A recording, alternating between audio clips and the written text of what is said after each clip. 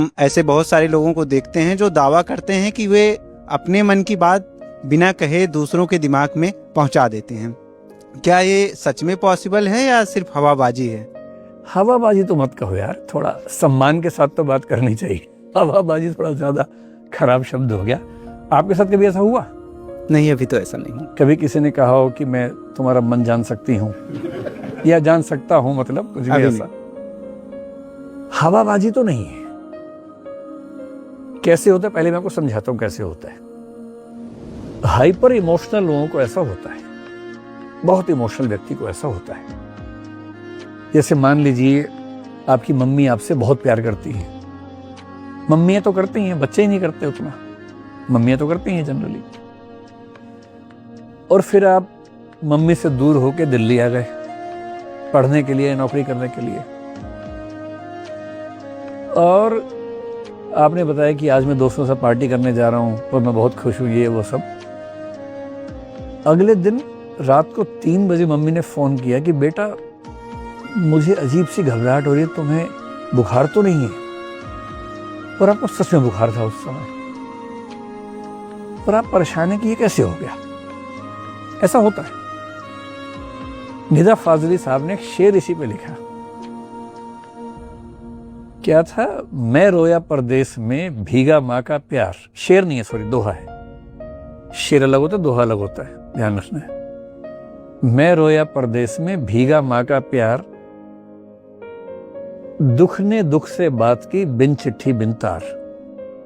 Telepathy है ना कि मैं परदेस में रो रहा हूं और माँ मेरी वहां परेशान हो गई है। उसे कैसे पता लग गया? उनको भी ऐसा लग रहा है कि ऐसा हो गया। अब ये कैसे होता है? मतलब एक सामान्य तरीका कि आप मान लें कि मेरी माँ में अति प्राकृतिक शक्तियां हैं जो जान जाती है। फिर साइंटिफिक टेम्पर नहीं हो ना। साइंटिफिक टेम्पर तो ये कि जब तक आप डाउट नहीं करेंगे, आप एक्सपेरिमेंट्स नहीं करेंगे, नहीं मानेंगे।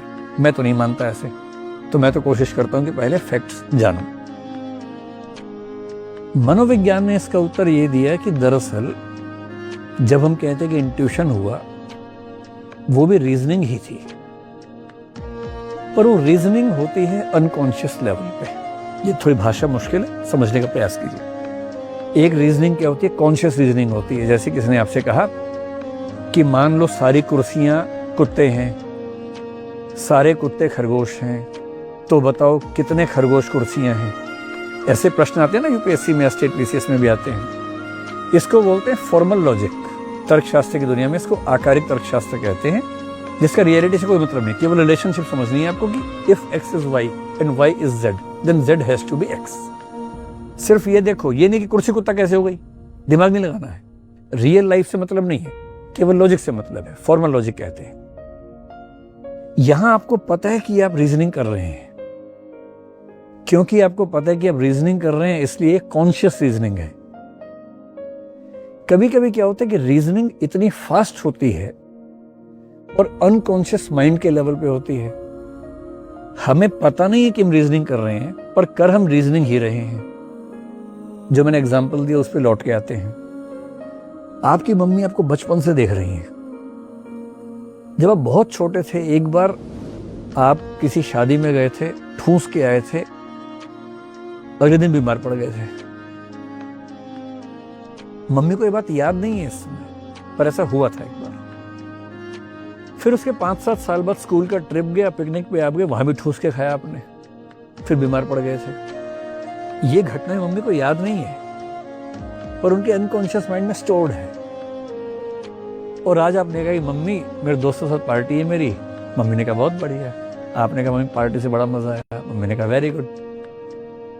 मम्मी सोई और नींद में अनकॉन्शियस माइंड एक्टिव हुआ, और वो 2 अनकॉन्शियस मेमोरीज एक्टिव हुई, और अनकॉन्शियस रीजनिंग से मम्मी को लगा कि आप बीमार हैं, और वो बेचैन हो गई। उन्होंने फोन किया, आप सच में बीमार थे।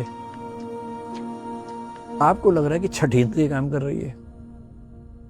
मनोविज्ञान के हिसाब से अनकॉन्शियस लेवल पर रीजनिंग काम कर रही है, अर्थात अनकॉन्शियस माइंड के डेटा पर अनकॉन्शियस माइंड रीजनिंग के नियमों से निष्कर्ष निकाल रहा है